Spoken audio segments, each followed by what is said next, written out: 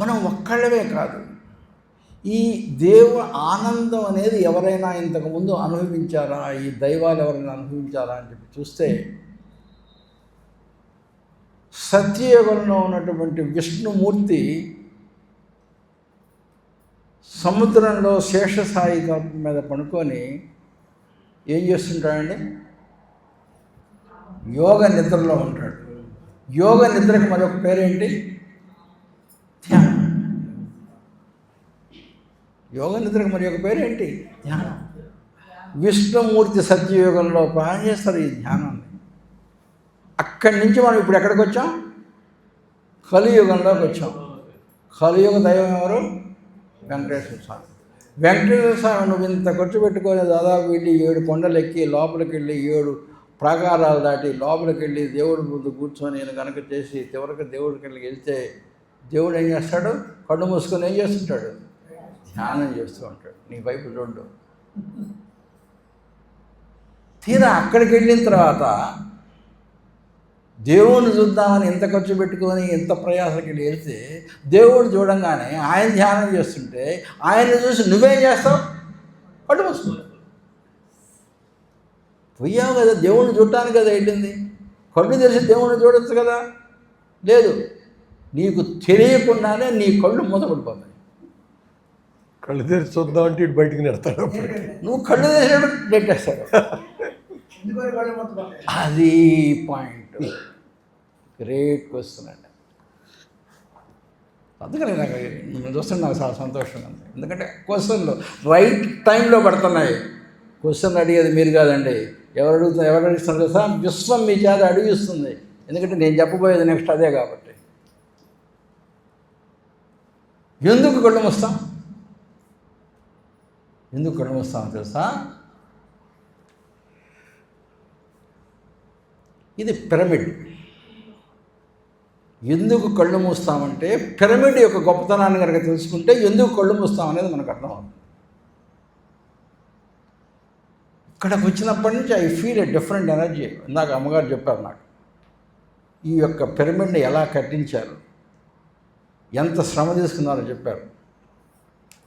నేను కాకపోతే 10-15 వేలు ఎక్కువ నా ఇస్తాను తప్పితే నాకు ఓన్లీ వెజిటేరియన్ ఫుడ్ చేసి తినేటటువంటి వాళ్ళే వచ్చి నా ఇల్లు కట్టాలి, ఎన్ని రోజులైనా వెయిట్ చేస్తాను, ఎంత డబ్బైనా ఎక్కువ ఇస్తాను అని చెప్పి ఆ వచ్చినటువంటి వాళ్ళకు కూడా ఆ మనసు అంత పరిశుద్ధంగా అంత వైబ్రేషన్గా ఉండేటటువంటి వాళ్ళని సెలెక్ట్ చేశారా. ఇళ్ళు అద్దెకిస్తే నాకు 4,000 తక్కువైనా పర్లేదు, ఓన్లీ వెజిటేరియన్ తినేవాళ్ళే నా ఇంట్లో అద్దెకు ఉండాలి అని చెప్పి వాళ్ళకి ఇచ్చారు. అంటే ఆ ప్రభావం, దాని ఎఫెక్ట్ అసలు ఇంట్లోకి వచ్చి కూర్చోగానే, ఈ పిరమిడ్లోకి వచ్చి కూర్చోగానే ఆ వైబ్రేషన్స్ ఒక్కసారి వస్తాయి. దానికి కారణం ఉంది, నేను చెప్పడం కూడా కాదు. ఎందుకంటే ఈ పిరమిడ్లో ఎనర్జీ ఉందని చాలామంది చెప్తారు, కానీ సైంటిఫికల్గా ప్రూవ్ చేయాలి. ఎట్లా ఉంటుంది? ఇంట్లో ఎందుకు లేదు? ఓన్లీ పిరమిడ్లో రాగానే ఎనర్జీ ఎందుకు వస్తుంది అంటే మీరు గుర్తుపెట్టుకోండి, సోలార్ ప్యానల్స్ ఉన్నాయిగా, అలా సోలార్ ప్యానల్స్ తీసుకెళ్ళి ఇక్కడ పడేసేయండి, ఇక్కడ రోడ్డు పక్కన పడేయండి. ఏమైనా ఉపయోగం ఉంటుందా? కానీ ఆ సోలార్ ప్యానల్ని తీసుకొచ్చి ఒక పద్ధతి ప్రకారం కనుక ఒక యాంగిల్లో కనుక పేరిచి దానికి కనెక్షన్ ఇచ్చి కనుక వంటికి చేస్తే ఏం చేస్తుంది సోలార్ ప్యానల్? సూర్యశక్తిని ఆ సోలార్ ప్యానల్స్ గ్రహించి వైర్ల ద్వారా నీ ఇంట్లోకి పంపించి విద్యుత్ శక్తిగా మారి నీ ఇంట్లో లైట్లను, ఫ్యాన్స్ని, ఫ్రిడ్జ్ని, టీవీని, ఏసీని పనిచేపిస్తుంది. ఒక విద్యుత్ శక్తిగా మారింది. అదేవిధంగా 4 ప్యానల్స్ ఉన్నటువంటి ఈ పిరమిడ్ని ఒక పద్ధతి ప్రకారం, ఒక సిస్టమేటిక్గా, ఒక లెక్క ప్రకారం సోలార్ ప్యానల్స్ ఏ రకంగా ఒక యాంగిల్లో పెడితే వస్తుంది అని చెప్పి చెప్తారో, ఈ ప్యానల్స్ని కూడా 4 రకాలుగా కనుక పెట్టి చేసినప్పుడు సోలార్ ప్యానల్స్ సోలార్ ఎనర్జీని ఏ రకంగా లాక్కుంటాయో ఇవి కూడా ఎనర్జీని లాక్కుంటాయి. Same philosophy, same science. అయితే ఈ ఎనర్జీ ఇవి ఈ ప్యానల్స్ లాక్కునే ఎనర్జీకి సోలార్ ప్యానల్స్ లాక్కునేటటువంటి ఎనర్జీకి ఒకటేనా వేరా? వేరు. ఎందుకో తెలుసా? సూర్యుడు స్వతంత్రుడా? కాదు. అట్లా సార్ అందరూ మన పిల్లలందరికీ మనం స్కూల్లో చెప్పాం కదా, సూర్యుడు స్వయం ప్రకాశుడు, చంద్రుడు సూర్యుడు యొక్క కాంతి చంద్రుడి మీద పడి చంద్రుడు మనకు పంపిస్తే చంద్రుడు వెలుగుతున్నాడు, సూర్యుడు స్వయం ప్రకాశుడు అని చెప్పుకున్నాం కదా. కానీ నిజం అది కాదు. ఎట్లాంటిది? సూర్యుడు తూర్పున ఉదయిస్తున్నాడు అని చెప్పాం కదా మన పిల్లలందరికీ. కానీ సూర్యుడు తూర్పున ఉదయిస్తున్నాడా? ఆ సూర్యుడికి ఉదయం లేదు, ఉదయించడం లేదు, అస్తమించడం లేదు, ఎప్పుడు ఒకటే చోట ఉంటాడు. మన భూమి తిరుగుతుంది. అందుకని కొన్ని అబద్ధాలైనా సరే అలా చెప్పాము మన పిల్లలకి. అంతే తప్పితే సూర్యుడు శాశ్వతం కాదు. అది ఎవరు చెప్పారో తెలుసా? భగవద్గీతలో శ్రీకృష్ణుడు చెప్పాడు, నేను వెలగమంటే సూర్యుడు వెలుగుతున్నాడు. కొన్ని లక్షల మిలియన్ల సంవత్సరాల తర్వాత సూర్యుడు ఉండడు. సూర్యుడికి ఒక ఏజ్ ఉంది, తర్వాత ఉండడు. సూర్యుడు చల్లబడిపోతాడు ఈ భూమిలాగానే. కాబట్టి ఎక్కడి నుంచి వస్తుంది? విశ్వము దగ్గర నుంచి, దైవం దగ్గర నుంచి ఆ శక్తి సూర్యుడి మీద పడి ఆ శక్తి వచ్చి సోలార్ ప్యానల్స్ మీద పడుతుంది. పడితే మనకు విద్యుత్ శక్తి వస్తుంది. కానీ ఈ ప్యానల్స్ మీద పడే శక్తి ఎవరో తెలుసా? డైరెక్ట్గా ఆ విశ్వశక్తి వచ్చి ఈ ప్యానల్స్ మీద పడుతుంది. ఈ ప్యానల్స్ని ఆ రకంగా అరేంజ్ చేసినప్పుడు ఈ యొక్క విశ్వశక్తి దీంట్లో పడి అది కనుక కింద కనుక చేస్తే ఏ రకంగా మీ విద్యుత్ శక్తి సోలార్ పవర్ విద్యుత్ శక్తిగా మారుతుందో ఈ లోపల మీద కూర్చున్నటువంటిది ఆ విశ్వశక్తి యొక్క ప్రభావం మీ అందరి మీద పడుతుంది. కానీ ఎందుకు చెప్పుకున్నామండి? ఇంకొకటి కూడా గుర్తుపెట్టు. ధ్యానం ఏం చేస్తుందో తెలుసా? 2 పనులు చేస్తుంది ధ్యానం. మీలో ఉన్నటువంటి ఆధ్యాత్మిక శక్తిని పెంచుతుంది. నెంబర్ 1. ఎలా పెంచుతుందో ఏంటనేది ఒక టైం ఉంటే చూద్దాం. నీలో ఉన్నటువంటి ఆధ్యాత్మిక శక్తిని కుండలిని ద్వారా నీలో ఉన్నటువంటి మూలాధార చక్రంలో ఉన్నటువంటి ఆధ్యాత్మిక శక్తి పైకి వచ్చి సహస్రారం వైపు ఆధ్యాత్మిక శక్తిని పెంచుతుంది.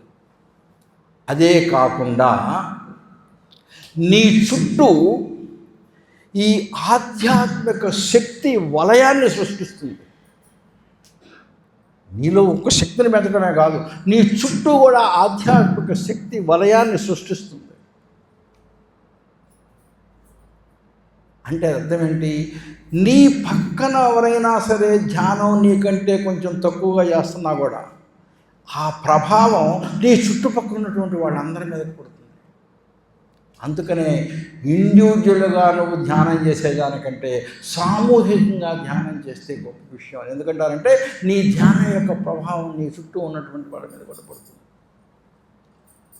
అంతేనా? ఇది మనం పౌరాణికాల్లో చెప్పాలి అంటే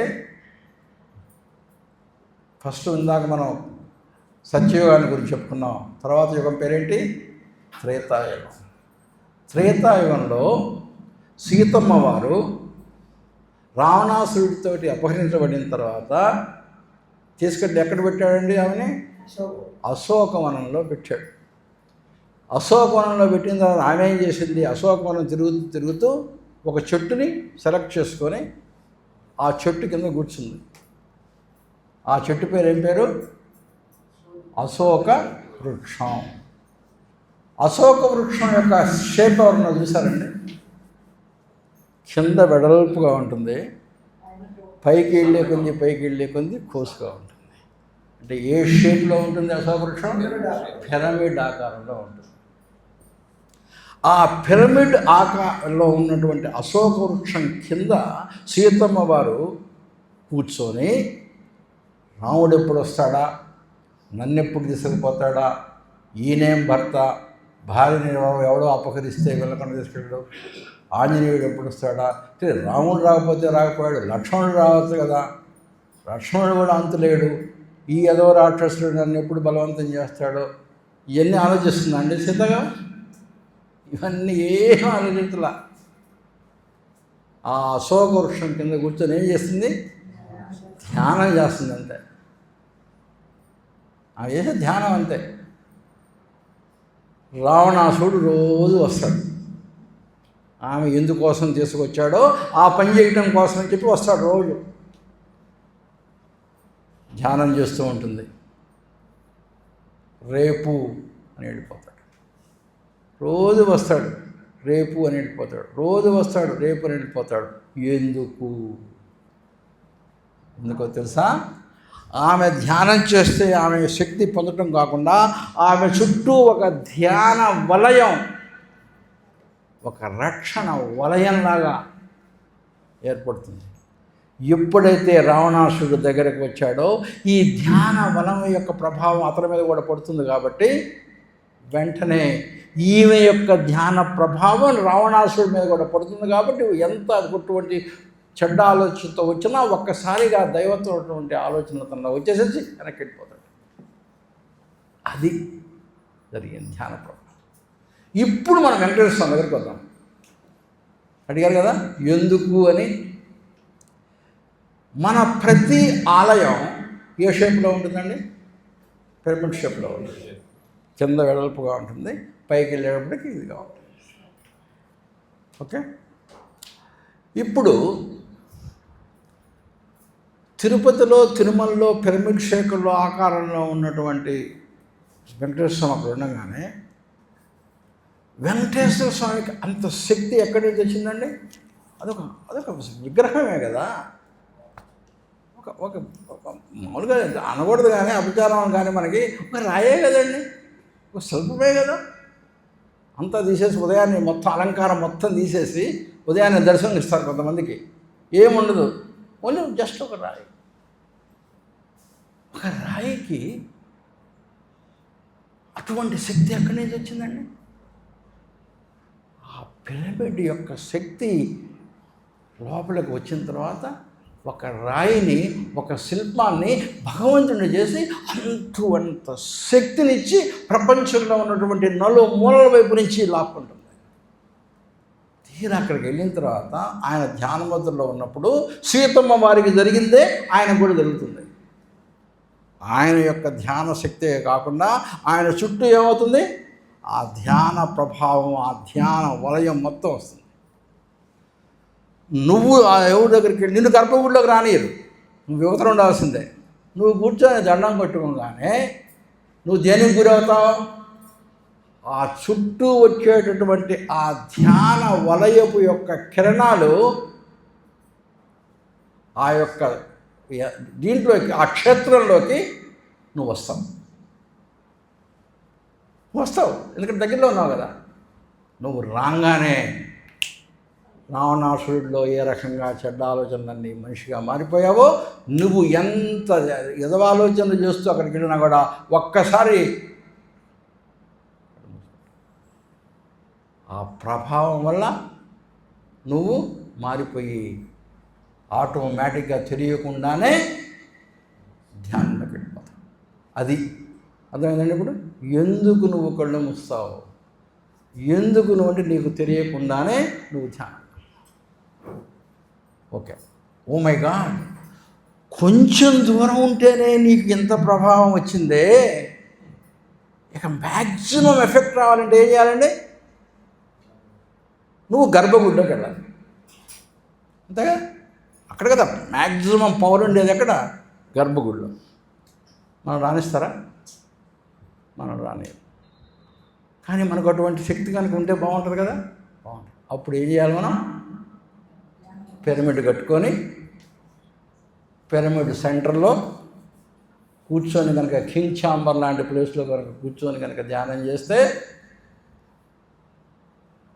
భగవంతుడికి ఎటువంటి శక్తి వస్తుందో అటువంటి శక్తి నువ్వు కూడా పొందటానికి అవకాశం ఉన్నది అని చెప్పి మాత్రమే.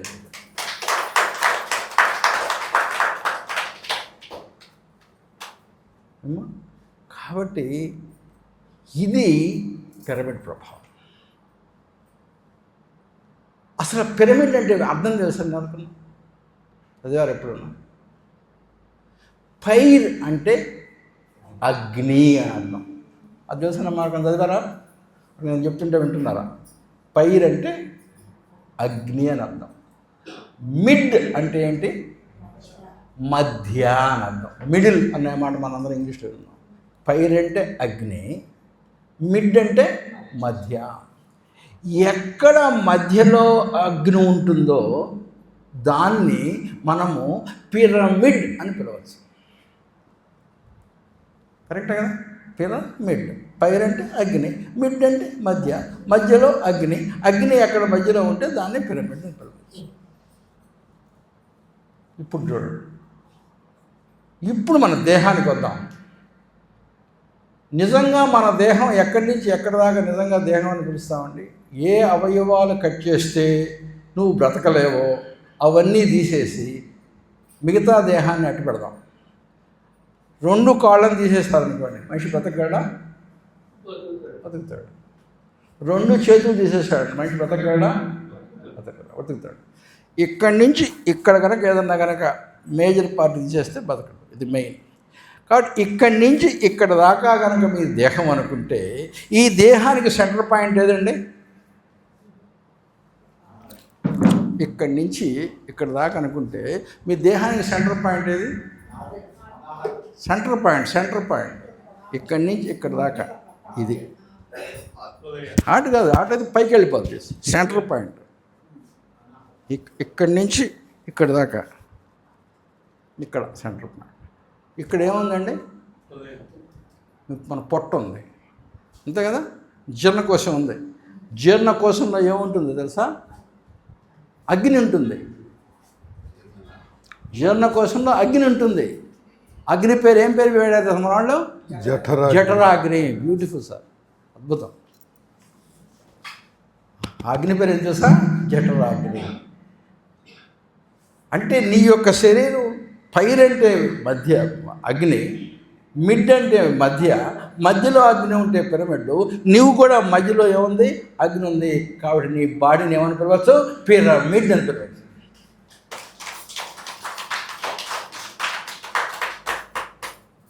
అసలు ఎందుకండి మీరు ధ్యానంలో కూర్చొని ఒక స్ట్రైట్ లైను ఇక్కడి నుంచి ఇక్కడ కొట్టండి. ఒక స్ట్రైట్ లైన్ ఇక్కడి నుంచి ఇక్కడ కొట్టండి. నీ యొక్క బాడీ కూర్చున్నప్పుడు పిరమిడ్గా మారిపోతుంది. ఇంకా ముందుకెళ్తే మీరు ఆశ్చర్యపోతారు. మీ దగ్గర వాళ్ళ దగ్గర ఫోన్లు ఉంటే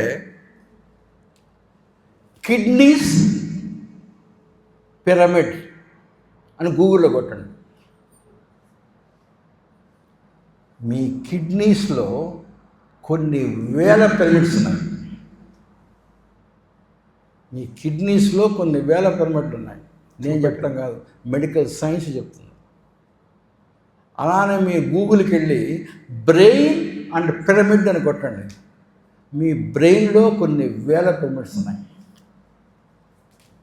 అంటే నీ యొక్క దేహం పిరమిడ్ల మయం. నీ దేహం పిరమిడ్ల మయం. నువ్వు చేయాల్సినటువంటి పద్ధతిలో కనుక బ్రహ్మర్షి చెప్పిన విధానంలో కనుక నువ్వు ధ్యానం చేస్తే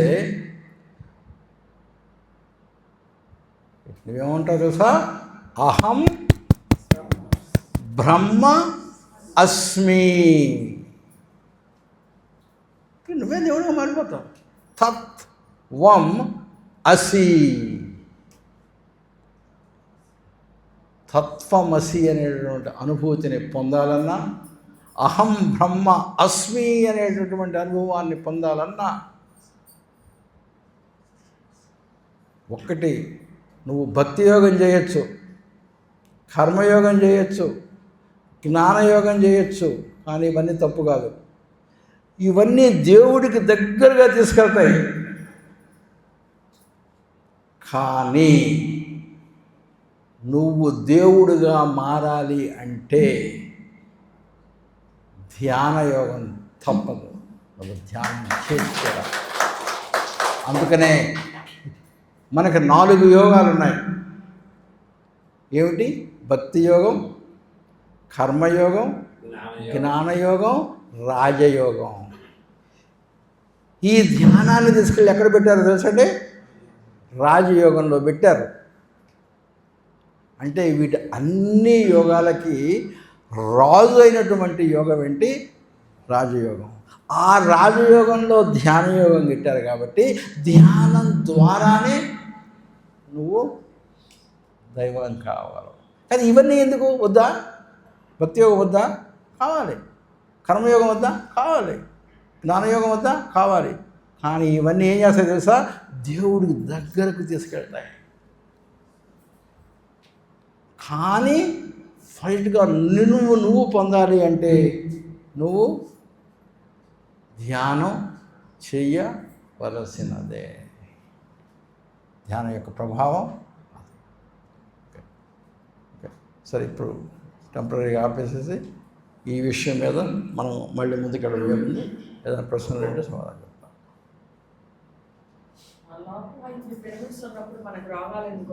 ఏమ్మా?